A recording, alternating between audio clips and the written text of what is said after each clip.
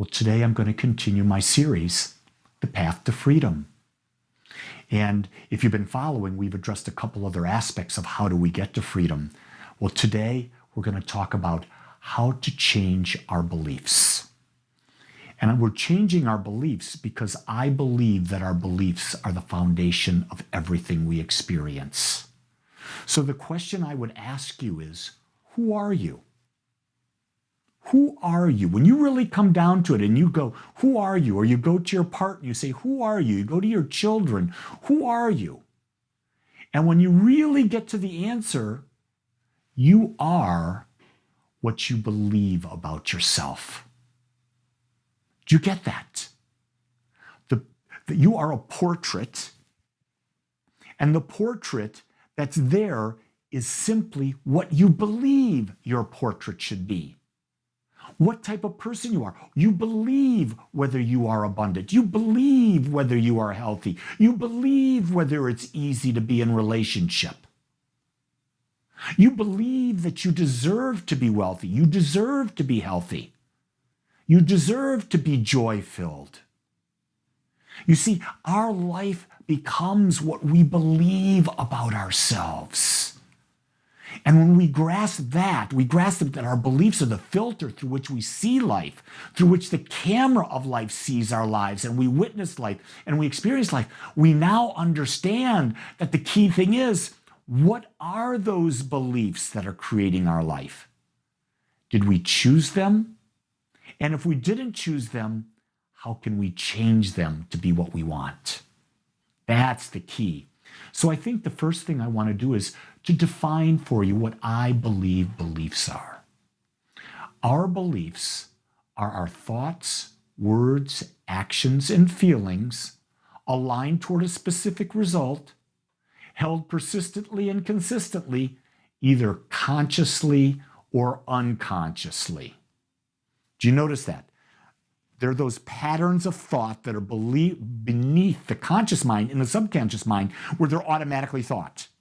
If you believe I'm not worthy of a great person in my life, if you believe that relationships are difficult, that is a belief. What is it? It's subconscious. You're thinking about it all the time. It's natural, it just comes up.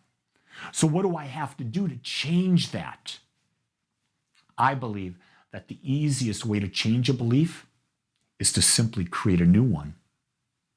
I don't think you have to dig up the belief. I think you have to believe or understand that the belief is there. And once you understand that the belief is there, now understanding it and knowing that it creates, well, I'm just going to install a new belief. In other words, it's like a computer. There's an old piece of software there. It's no longer serving the computer. What do? You install and write a new piece of software over it. And when you write that new piece of software over it, the old software disappears. And when the computer reboots itself, the new software appears. So when you do that, the new belief appears. It becomes the nature of who you are. The key thing is, it takes time to install a new belief. And so when we're looking at this, the first thing we have to do is we've got to decide what we want our new belief to be regarding a specific area of life. We've got to decide, what is it the new belief I want about relationships? What is the new belief I want about health? What is the new belief I want about abundance? What is the new belief I want about friendships or career or spiritual connection? What is that new belief? And then when I determine what that new belief is, then I've got to figure out, is it in alignment with who I am? Is it alignment with what's important to me? You see, I believe that each of us has a hierarchy of values, unique. My top 3, your top 3, 4, 5, whatever, but the top 5 in particular, but more importantly, the top 3, they're unique to us as individuals. No one will have the same hierarchy of values. And if you did try to build a belief that's not in alignment with the hierarchy of your values, it's going to be very difficult. And this is what I find. This is why so many people ask them, do you want to be wealthy? Do you want to be wealthy? And you go, yeah. They go, yeah. And then you sit down with them and you go through the process of determining what are their top beliefs, and you find out wealth, money, is not even in their top 5. guess what? It's not going to happen because it's not that important to them unless you reprogram. And how would you reprogram to get a belief different than what you've got? You've got to find out all the reasons why. How would having more money serve you living to what you want to live? If you can build up enough of a why, and I'm talking about 20, 30, 40, 50 reasons, and you add all those reasons together, now you've got power. Now that becomes a number 1, 2, or 3 belief. And then when you've got that belief and you say, okay, what, or that value, what belief do I have? And does it align with it? It does? Oh my gosh, that's even more why.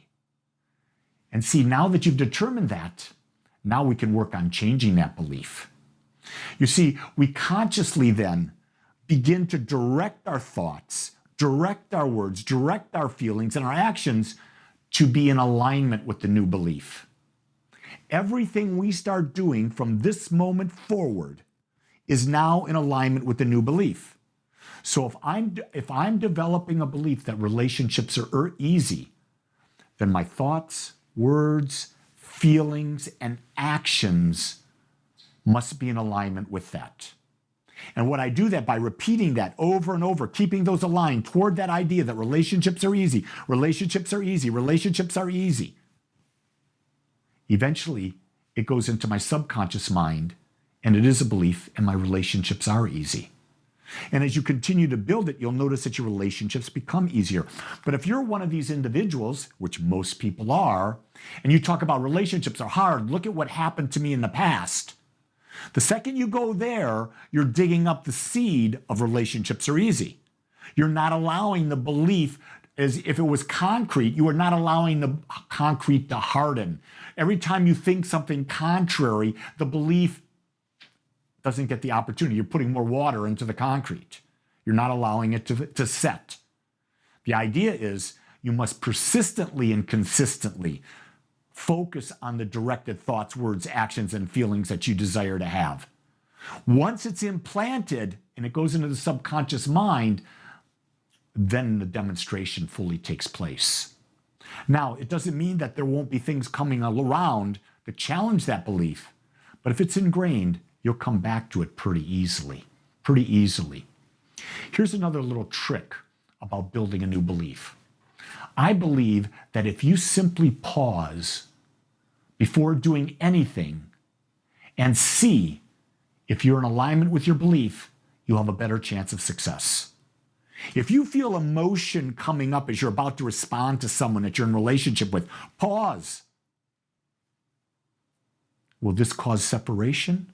Or will this bring me closer?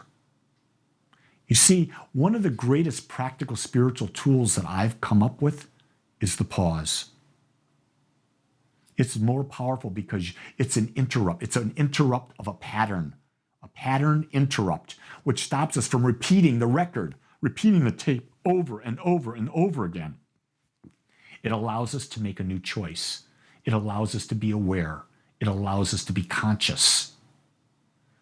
But if you feel that urge, I got to blurt out to be right, I've got to get this in, that's when it really takes stamina, courage to just pause and ask the question, is this in alignment with what I'm choosing? And if the answer is yes, go forward. If it's not, maybe not say anything. You know, you don't have to answer everything. That's only the ego that wants to be right, that wants to answer immediately. Sometimes you don't need to give an answer ever, but your ego wants to be right. And so you've got to build a belief. I have an ego. The ego serves me, and I am the master of the ego. The ego's not the master. You see, these ideas of getting the image of the new belief, thinking our thoughts, words, actions, and feelings align with it, pausing, we do this every moment of every day until that new belief becomes a natural way that we express ourselves. And you'll know when it's natural because it's not awkward. Anytime something's awkward, it means it's not yet implanted. The software is not fully installed. There's some bugs in the software using that analogy. And our job is to get a fix in there and to get rid of those bugs by bringing a persistent and consistent focus on what we want.